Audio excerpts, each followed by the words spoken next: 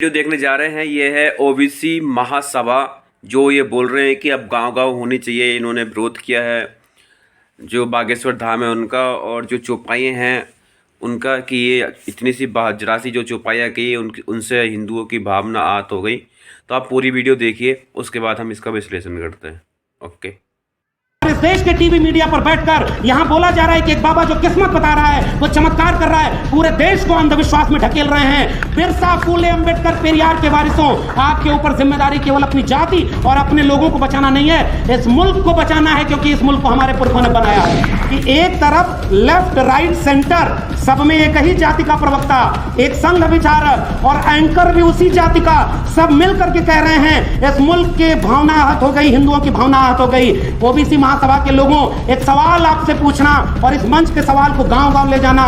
जय बरनाधम तेली कुम्हारा सपचकरात कोल कलवारा और मेले जिनयु तेहिलदाना और पूजी अभिप्रशील गुणहीना सूत्र गुणगन ज्ञान प्रवीणा, इनमें जितनी आभील जातियों का स्वपच किरात कोल कलवारा, इन सारी जातियों के नाम पर जो बात कही गई है, क्या इन जातियों की भावना कोई भावना नहीं है? क्या भावना केवल 3% लोगों की है? और आपके आरक्षण का विरोध ये सारे वही लोग कर रहे हैं जो आपको हिंदू बनाने आते हैं। ये आपके आरक्षण के विरोधी हैं और इसलिए मैं कह रहा हूं, ये बजरंग दल, विश्व हिंदू परिषद, युवा वाहिनी और ये सारे लोग पूरे देश में गालियां दें, एक मुकदमा नहीं होगा। और इस मुल्क में स्वामी प्रसाद मौर्य और शिक्षा मंत्री बिहार चंद्रशेखर पर मुकदमा होगा। कबीर, ज्योतिबा फूले, शाहू जी महाराज, डॉक्टर भीमराव अंबेडकर, डॉक्टर राम मनोहर लोहिया, मंडल कांशीराम, ये मुकदमे और जेल से डर गए होते तो आज हम उनको याद नहीं कर रहे होते। कोई सांप्रदायिक दंगा और मंदिर मस्जिद की लड़ाई इस मुल्क के कमेरा 90% लोगों की लड़ाई नहीं है, क्योंकि वहां हमें अपमानित किया गया है और उस अपमान को हम बोले भी ना। हमसे कहा जा रहा है कि भावना आहत कर दिया। भावना कबीर साहब ने आहत की है। काकर पाथर जोर के मस्जिद लई चुनाए ताचड़ मुल्ला बाग दे क्या भरा हुआ खुदा है, और पाथर पूजे हर मिले तो मैं पूजूं पहाड़, ताते ये चाकी भली पीस खाए संसार। उन्हें जानिए, कुल्हाड़ी में लगी लकड़ियों की वजह से जंगल की लकड़ियों को समझाया जाएगा कि ये कुल्हाड़ी में लकड़ी तुम्हारी जाति की तो है, अहिर कुर्मी कोयरी। मैं आपको कहने आया हूं, इस देश में गाली किसने बनाई कि अहिर गडरिया कुर्मी चोर घर सारे का टंगरी तोर? ये किसने गाली बनाई? किसी मुसलमान ने बनाई क्या? किसी दलित ने बनाई क्या? किसी आदिवासी ने बनाई क्या? और किसने ये विरोध किया कि बड़ जात बतियौला से या छोट जात लतियौला से? ऐसे लोगों को पहचानिएगा जो लिबास आपकी जाति का पहनकर आएंगे, आपके ओबीसी का पहनकर आएंगे, आपके दलित का पहनकर आएंगे। पसमानदा, और बीजेपी चिंता कर रही है पसमानदा की। एक तरफ लिंचिंग, एक तरफ मस्जिद पर हमला और दूसरी तरफ पसमानदा को हक। एक नेताजी, उस समय के नेता, जब राम मंदिर आंदोलन मंडल के विरोध में कमंडल, तो उन्होंने हिचक नहीं दिखाई। संविधान पर जो खतरा बनकर आए थे उन तमाम आतताइयों पर गोली चलवाई थी, इसलिए हम उनकी विरासत को याद करते हैं। और लालू जी, उन्होंने उस आतताई दंगाई रथ को रोका था। हम कमजोर नहीं है, हाँ वो ताकतवर जरूर हो गए हैं। घर घर मंडल कमीशन की रिपोर्ट पहुंचाइए, घर घर भारत का संविधान पहुंचाइए। और जिस तरह से इन झूठे लोगों ने कहा हर घर तिरंगा, हर हाथ तिरंगा, 26 जनवरी पर एक बार यह भी बोल देते हर घर संविधान और घर घर संविधान। आपसे केवल एक गुजारिश, जहां जहां आपके घर में धार्मिक ग्रंथ रखे हैं उन सब की बगल में भारत का संविधान और मंडल कमीशन रख दीजिए, आधा काम उसी समय हो जाएगा। तो इस मुल्क के 99% प्रोफेसर, 99.99% जज, इंजीनियर, वकील, डॉक्टर आज अभी 3% लोगों के कब्जे में है। इसलिए हम कह रहे हैं प्रमोशन में रिजर्वेशन, प्राइवेट सेक्टर में रिजर्वेशन, और जितनी आबादी है उतना रिजर्वेशन दोगे तब मानकर चलिए कि ओबीसी की असली लड़ाई आगे बढ़ेगी। अफसोस, इस मुल्क के ओबीसी घरों में बाबा साहब भी देर से पहुंचे हैं, लेकिन अब पहुंच रहे हैं और इसमें ओबीसी महासभा जैसे तमाम संगठनों की जरूरत है। जब प्रधानमंत्री का चुनाव लड़ना हुआ तो मैं ओबीसी मां का बेटा हूं, सेल्फ मेड ओबीसी हैं वो। असल में अगर ओरिजिनल ओबीसी होते, वो विरासत में वो दर्द पाए होते, वो जोखिम उठाए होते, तो इतने साल प्रधानमंत्री रहने के बाद एक बार मंडल कमीशन का नाम लिए होते। अगर नहीं लिए तो तुम फेक ओबीसी हो, ये बात हम कहने आए। आज चुनाव जीतने के लिए प्रधानमंत्री से लेकर कैबिनेट मंत्री तो को भी बताना पड़ रहा है कि हम ओबीसी हैं, तो ये अपनी ताकत को पहचानिए और अपनी विरासत से जुड़िए, आधा काम यही हो जाएगा। कुछ लोग अभी हाल ही में गुजरे समाजवादी आंदोलन के तमाम नेताओं में से शुमार माननीय नेताजी मुलायम सिंह यादव जी और शरद यादव जी, इन दोनों की स्मृतियों को भी याद करते हुए मैं ये बात कह रहा हूं कि अभी तमाम विरासत के लोग अभी हमारे बीच हैं जिन्होंने जाने कितनी लाठियां खाई, जाने कितने आंदोलन किए, संघर्ष किए। आप सब ने जो लड़ाई लड़ी, हमें वो विरासत में मिली है, तो हिम्मत भी हमें वो विरासत में मिली है और इस लड़ाई को आगे बढ़ाएंगे, इसका भरोसा और वादा हमें इस आंदोलन को करना चाहिए। और मुझे खुशी है, सीमा कुशवाहा जी ने जब बोला तो इस बड़ी एका में जो चीजें ज्यादा ध्यान देने वाली हैं उसकी तरफ आपको इशारा कर दिया। बिना महिलाओं की लड़ाई के हम जब सावित्रीबाई फूले और फातिमा शहीद को याद कर रहे हैं, हम महात्मा ज्योतिबा फूले को याद कर रहे हैं, तो मुझे लगता है कि उन्हें याद करने की ईमानदारी भी ये कहती है कि सभागार में महिलाओं की बराबर की संख्या होनी चाहिए, वरना हमें फिर से इस पे होमवर्क करना होगा। इसलिए मैं उसको साथ देते हुए, और हमारे बिहार के मंत्री जी हैं और अली अनवर साहब जिस एक दूसरे पहलू को रख करके गए कि ये ओबीसी एकता भी तब तक मुकम्मल नहीं है जब तक इसमें किसान, कामगार, कमेरा जातियों में पसमानदा का जिक्र पूरी ताकत से ना हो। इसलिए मैं उनकी भी बात का समर्थन करते हुए तब इस ओबीसी में एकता को मुकम्मल मानता हूं। और फिर 2-3 मुद्दे, क्योंकि वक्त बहुत हो गया है, हम लोग तो वैसे भी बहुत कुछ बोल चुके हैं और बोलेंगे। इस मंच पर जितने भी पूर्व के वक्ता थे उनकी बातों का समर्थन करते हुए, ये ओबीसी एकता इसलिए भी जरूरी है और इस मुल्क में ओबीसी लोगों, आपको भी घर घर जाकर के ये बात कहना जरूरी है कि ये ओबीसी महासभा ने जो काम शुरू किया है, इसके पहले तमाम लोगों ने ये लड़ाई लड़ी है। और सबसे पुराने, पहले चले जाइए उन तमाम जातियों के बीच, तथागत बुद्ध से लेकर के कबीर, रैदास, पलटू दादू, भीखा, बुल्ले शाह, बाबा फरीद और नारायण गुरु, बसवन्ना, चोखा मेला, इन तमाम कमेरा लोगों ने जो विरासत में बनाया, उसे महात्मा ज्योतिबा फूले और शाहू जी ने आगे बढ़ाया। और उत्तर भारत में समाजवादी आंदोलन के नेता डॉक्टर राम मनोहर लोहिया जिस दौर में लड़ रहे थे, बिहार में त्रिवेणी संघ बना था और उत्तर भारत में अर्जक संघ, इन सब ने उन कमेरा लोगों को अंधविश्वास, पाखंड और इन सारी चीजों से निकाल करके वैज्ञानिक, तर्कशील, मानवतावाद और समाजवाद के आंदोलन के जरिए एकजुट करने का एक लंबा काम किया है। इसलिए ओबीसी किसी दौर में सोया नहीं था, न अभी सोया है, वो तब भी जगा था और आज भी जगा है और आगे जगा रहेगा। जवाब नंबर 1। अब दूसरी बात, शिकायत फिर ओबीसी से क्यों होती है कि ओबीसी अगर जाग जाए तो यह सब बदल जाए? क्योंकि जब आपकी आबादी इस मुल्क की आधी आबादी से ज्यादा है तो जिम्मेदारी भी आपकी ज्यादा है। ये इसलिए मैं इस बात पर जोर देने आया हूं। अगर आपकी आबादी ज्यादा है और आपके पास मौका है तो आइए एक बड़ी एका बनाए। और वो बड़ी एका ऐसी एका नहीं होनी चाहिए जैसे इस देश का, मुल्क का निजाम जैसा झूठ बोलता है वैसा झूठ बोल करके हम कोई आंदोलन नहीं कर पाए। जब तक गुजरात का मुख्यमंत्री होने के बाद वो राजनेता महोदय, उनको जाति नहीं याद आई। जब प्रधानमंत्री का चुनाव लड़ना हुआ तो मैं ओबीसी मां का बेटा हूं, सेल्फ मेड ओबीसी हैं वो। असल में अगर ओरिजिनल ओबीसी होते, वो विरासत में वो दर्द पाए होते, वो जोखिम उठाए होते, तो इतने साल प्रधानमंत्री रहने के बाद एक बार मंडल कमीशन का नाम लिए होते। अगर नहीं लिए तो तुम फेक ओबीसी हो, ये बात हम कहने आए। और आपसे भी शिकायत ओबीसी महासभा के लोगों, इसमें मंडल की तस्वीर नहीं है। बीपी मंडल की तस्वीर इसमें होनी चाहिए, क्योंकि डॉक्टर भीमराव अंबेडकर के बाद उस शख्स ने इन बिखरी हुई 3743 जातियों को एक पहचान दिया, ओबीसी। और आज चुनाव जीतने के लिए प्रधानमंत्री से लेकर कैबिनेट मंत्री तक को भी बताना पड़ रहा है कि हम ओबीसी हैं। तो ये अपनी ताकत को पहचानिए और अपनी विरासत से जुड़िए, आधा काम यही हो जाएगा। और इसलिए कह रहा हूं, मंडल का नाम लेना क्यों जरूरी है इस मुल्क के निजाम को। आप कहते हो कि ओबीसी हैं तो मंडल की बात इसलिए हम कर रहे हैं। हमारे अतिथि महोदय बोल कर गए, बाबा साहब ने जब इस्तीफा दिया तो हिंदू कोड बिल के बाद ओबीसी कमीशन न गठित किए जाने का एक बात कह करके गए थे। अफसोस, इस मुल्क के ओबीसी घरों में बाबा साहब भी देर से पहुंचे हैं, लेकिन अब पहुंच रहे हैं और इसमें ओबीसी महासभा जैसे तमाम संगठनों की जरूरत है। और उस मंडल की जितनी अनुशंसाएं बची हैं वो हमारी लड़ाई का हिस्सा होना चाहिए। 27% आरक्षण तो दबाव में दिया गया था। मंडल कमीशन की अनुशंसा कह रही है 52% आबादी को 52% रिजर्वेशन मिलना चाहिए। यह सबसे बड़ा सवाल था। इस देश का ओबीसी प्रधानमंत्री अगर वाकई ओबीसी है तो पहली घोषणा यह करे कि मंडल कमीशन की केवल 2 सिफारिशें लागू हैं। आज की डेट से इस मुल्क में 52%, और 52% क्यों भाई, ये तो 1931 की जनगणना और 1977 और 80 में रिपोर्ट, 1991-90 में लागू, 2021 में 2000 जो जनगणना होनी थी, कम से कम 2023 में सबसे पहले जाति जनगणना करके गिनो कि हमारी आबादी कितनी है, और जितनी आबादी है फिर उतने आरक्षण की घोषणा करो, तब हम मानेंगे कि तुम ओबीसी हो, वरना फेक ओबीसी रहोगे।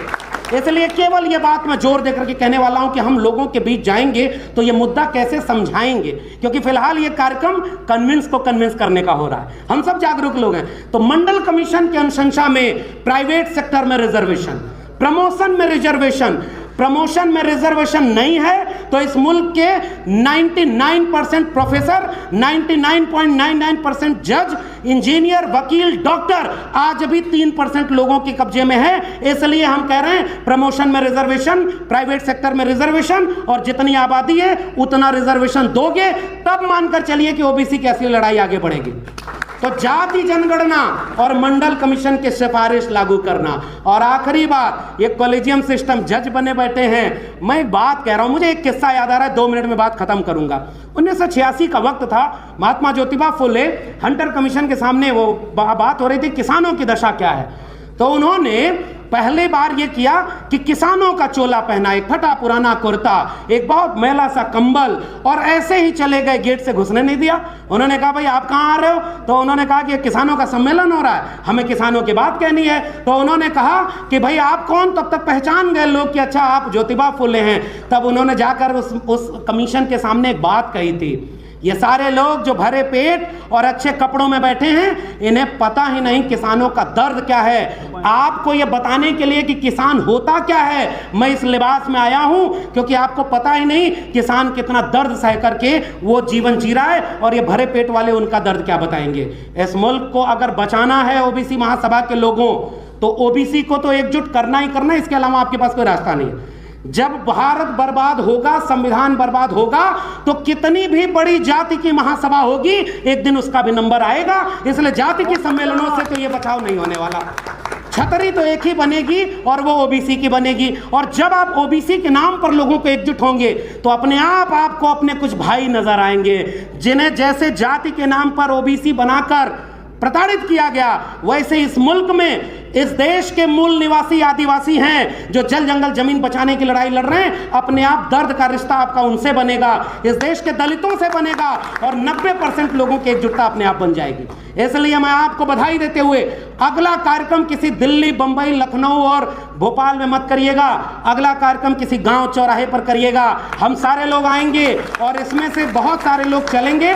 90% को एक करना है, और इसकी जिम्मेदारी ओबीसी महासभा की है।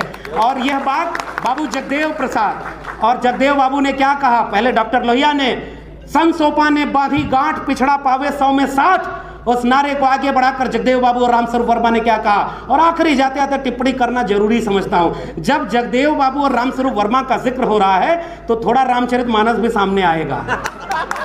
और भाटी साहब चले गए, अरसे बाद समाजवादियों के बीच अतुल जी बैठे हुए हैं, ऐसे लोग जिन्होंने अपने ऐसे लोगों को हराया है कि वो किसान कामगार कमेरा की आवाज़ क्या होती है, ये यहाँ बैठे हुए हैं। और भाटी साहब चले गए, मैं उनके सामने ये बात बोलना चाह रहा था। वो बात ये है कि एक तरफ लेफ्ट, राइट, सेंटर, सब में एक ही जाति का प्रवक्ता, एक संघ विचारक और एंकर भी उसी जाति का, सब मिलकर के कह रहे हैं इस मुल्क के भावना आहत हो गई, हिंदुओं की भावना आहत हो गई। ओबीसी महासभा के लोगों, एक सवाल आपसे पूछना और इस मंच के सवाल को गांव-गांव ले जाना। जे बरनाधम तेली कुम्हारा स्वपचकरात कोल कलवारा और मेले जिनयु तेहिलुदाना और पूजिय विप्रशील गुणहीना सूदन गुणगन ज्ञान प्रवीणा, इनमें जितनी आभीर जातियों का स्वपच, किरात, कोल, कलवारा, इन सारी जातियों के नाम पर जो बात कही गई है, क्या इन जातियों की भावना कोई भावना नहीं है क्या? भावना केवल 3% लोगों की है। इसलिए ये बात जाते जाते अपने ओबीसी समाज के लोगों को 2-3 चीज से बचा लीजिएगा। पहला, सांप्रदायिक दंगा। कोई हिंदू मुस्लिम की लड़ाई आपकी लड़ाई नहीं है, ये लड़ाई केवल और केवल अपने हक हुकूक, जल जंगल, जमीन और संपत्ति की हिस्सेदारी 1% लोग 40.5% कब्जा किए हुए हैं और 50% लोग 3% पर गुजारा कर रहे हैं। और इसको अगर बढ़ा दीजिए तो 10% लोगों के पास इस देश की 90% संपत्ति है और 90% लोग 10% पर गुजारा कर रहे हैं। जाति जनगणना का सवाल इसलिए जरूरी है कि पहचान खुलकर सामने आ जाए कि वो 10% कौन है और ये 90% कौन है। इसलिए जाते जाते गुजारिश, कोई सांप्रदायिक दंगा और मंदिर मस्जिद की लड़ाई इस मुल्क के कमेरा 90% लोगों की लड़ाई नहीं है, क्योंकि वहां हमें अपमानित किया गया है और उस अपमान को हम बोले भी ना। हमसे कहा जा रहा है कि भावना आहत कर दिया। भावना कबीर साहब ने आहत की है। काकर पाथर जोर के मस्जिद लई चुनाए, ताचड़ मुल्ला बाग दे क्या बहरा हुआ खुदा है। और पाथर पूजे हर मिले तो मैं पूजूं पहाड़, ताते ये चाकी भली पीस खाए संसार। उन्होंने कम भावना आहत की है क्या? अरे जिस पुरखे का नाम ले रहे हो ओबीसी समाज के लोगों, आपसे केवल एक गुजारिश, जहां जहां आपके घर में धार्मिक ग्रंथ रखे हैं उन सब की बगल में भारत का संविधान और मंडल कमीशन रख दीजिए, आधा काम उसी समय हो जाएगा। मंडल कमीशन और भारत का संविधान अनुच्छेद 51 कहता है कि हम भारत के नागरिकों में वैज्ञानिक चेतना का विकास करेंगे। और इस देश के टीवी मीडिया पर बैठकर यहां बोला जा रहा है कि एक बाबा जो किस्मत बता रहा है, वो चमत्कार कर रहा है, पूरे देश को अंधविश्वास में ढकेल रहे हैं। बिरसा, फूले, अंबेडकर, पेरियार के वारिसों, आपके ऊपर जिम्मेदारी केवल अपनी जाति और अपने लोगों को बचाना नहीं है, इस मुल्क को बचाना है, क्योंकि इस मुल्क को हमारे पुरखों ने बनाया है। ये बर्बाद कर रहे हैं। आप बताइए, अपने दोस्त को अमीर बनाया और कल को उसका शेयर गिर गया और वो भी कोई फ्लाइट पकड़ करके विदेश भाग गया तो क्या होगा? और इसलिए इस देश को बेच दिया है। हमारी लड़ाई सांप्रदायिकता की लड़ाई नहीं है, हमारी लड़ाई पाखंड की लड़ाई नहीं है, अंधविश्वास की लड़ाई नहीं है। घर घर मंडल कमीशन की रिपोर्ट पहुंचाइए, घर घर भारत का संविधान पहुंचाइए। और जिस तरह से इन झूठे लोगों ने कहा हर घर तिरंगा, हर हाथ तिरंगा, 26 जनवरी पर एक बार यह भी बोल देते हर घर संविधान और घर घर संविधान। और इस महासभा में जाते जाते केवल एक गुजारिश, आइए इस मुल्क को, एक बार रथ चला था ना मंडल के विरोध में, कमंडल का, पहचानो भाई। बिहार के मंत्री बैठे हुए हैं, जाति जनगणना की घोषणा हुई तो विरोध में कौन आया? मैं आपसे सवाल पूछ रहा हूं, जाति जनगणना के विरोध में कौन आया? झारखंड में जब आरक्षण बढ़ा के 77% किया गया है, राज्यपाल किसका है जो सिग्नेचर नहीं कर रहा है? छत्तीसगढ़ में जब आरक्षण SC ST OBC तीनों का बढ़ाया गया तो आरक्षण का विरोध कौन कर रहा है? यहां आएंगे तो कहेंगे मैं OBC मां का बेटा हूं, मैं फकीर आदमी हूं। और आपके आरक्षण का विरोध ये सारे वही लोग कर रहे हैं जो आपको हिंदू बनाने आते हैं। ये आपके आरक्षण के विरोधी हैं। और इसलिए मैं कह रहा हूं, ये बजरंग दल, विश्व हिंदू परिषद, युवा वाहिनी और ये सारे लोग पूरे देश में गालियां दें, एक मुकदमा नहीं होगा। और इस मुल्क में स्वामी प्रसाद मौर्य और शिक्षा मंत्री बिहार चंद्रशेखर पर मुकदमा होगा, जो बोलेगा उस पर मुकदमा होगा। तो भाइयों एक बात सुनो, डॉक्टर राम मनोहर लोहिया, भारत आजाद हुआ तो लोग सत्ता में बैठे और राम मनोहर लोहिया नहर रेट आंदोलन के लिए सड़क पर लाठी खा रहे थे। उन नायकों को आपने तस्वीर में लगाया है। केस, मुकदमा, ये आपसे कभी आपकी आवाज नहीं रोक पाएगा। कबीर, ज्योतिबा फुले, शाहू जी महाराज, डॉक्टर भीमराव अंबेडकर, डॉक्टर राम मनोहर लोहिया, मंडल कांशीराम, ये मुकदमे और जेल से डर गए होते तो आज हम उनको याद नहीं कर रहे होते।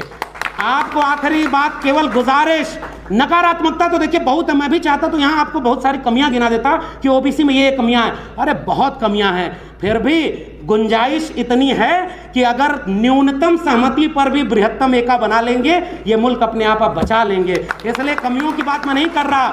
और वसीम बरेलवी का शेर पढ़ के जा रहा हूं, उसी को जीने का हक है जो इस जमाने में इधर का दिखता रहे और उधर का हो जाए। ऐसे लोगों को पहचानिएगा जो लिबास आपकी जाति का पहन कर आएंगे, आपके ओबीसी का पहन कर आएंगे, आपके दलित का पहन कर आएंगे। पसमानदा, और बीजेपी चिंता कर रही है पसमानदा की।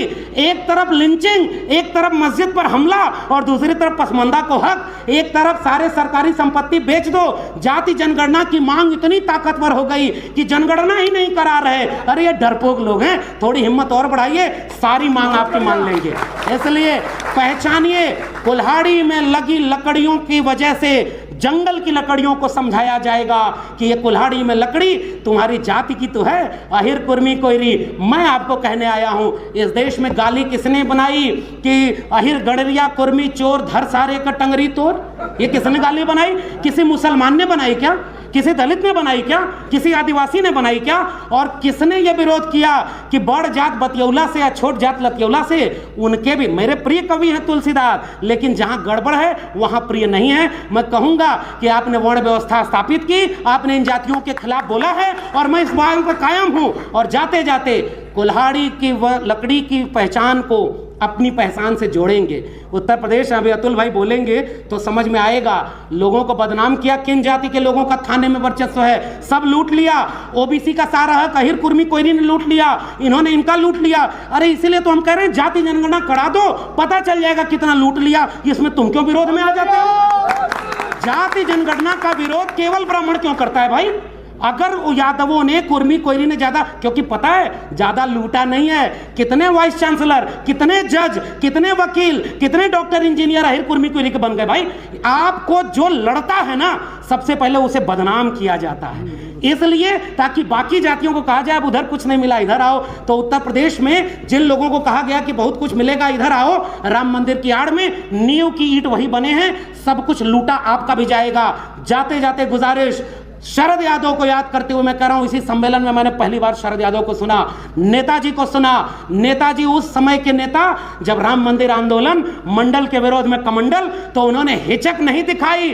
संविधान पर जो खतरा बनकर आए थे, उन तमाम आतताइयों पर गोली चलवाई थी, इसलिए हम उनकी विरासत को याद करते हैं। और लालू जी, उन्होंने उस आतताई दंगाई रथ को रोका था। हम कमजोर नहीं हैं, हाँ वो ताकतवर जरूर हो गए हैं। आइए मिलकर के सांप्रदायिकता के खिलाफ, और आदिवासी इलाके में जितने लोग हैं, यही आनंद राय जी आए हुए हैं, और मध्य प्रदेश के ओबीसी साथियों, आपको तो अच्छे से पता है वहां कितने ओबीसी पर शोषण हो रहा है, आदिवासी पर शोषण हो रहा है, दलितों पर शोषण हो रहा है। सारा शोषण हम सहें और भावना आहत भी हम ना करें। साहब तैयारी कर लो, अब हम तैयार होकर आए हैं।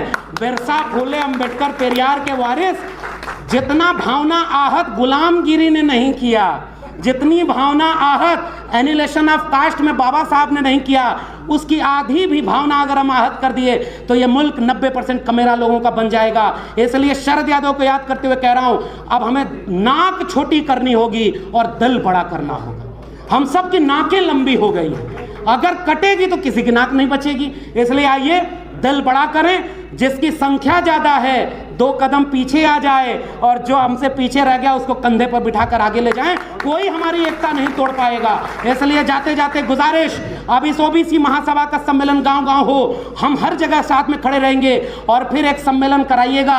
ओबीसी महासभा आदिवासी संगठन और दलित संगठनों को मिलाकर कराइएगा। 90% लोगों का संगठन, मिलकर लड़ेंगे, मिलकर बचाएंगे। ये मुल्क हमारे पुरखों ने बनाया, हम उसे बचाएंगे।